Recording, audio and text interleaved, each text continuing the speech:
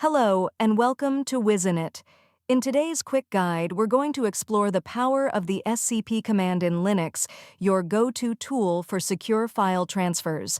Whether you're new to Linux or a seasoned user, this is something you'll find incredibly useful. Let's start by creating a file. Here, I'm making a simple text file named temp.txt. It's just a small file, but it's perfect for demonstrating how SCP works. Watch how I create it with a single command. Now, we're going to transfer temp.txt from this machine to another. Pay attention as I type the SCP command, scptemp.txt username, our remote address and destination path.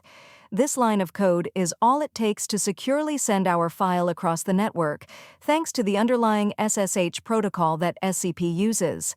Let's switch over to our other machine. We're going to check if temp.txt has arrived, and there it is, right in our specified destination. This quick check shows how reliable and efficient SCP is for file transferring, and that's how you use SCP to move files between machines securely and swiftly. If you enjoyed this tutorial and want to see more, don't forget to hit that like button and subscribe. Have any questions or suggestions for what you'd like to learn next? Drop a comment below. Thanks for watching, and I'll see you in the next video.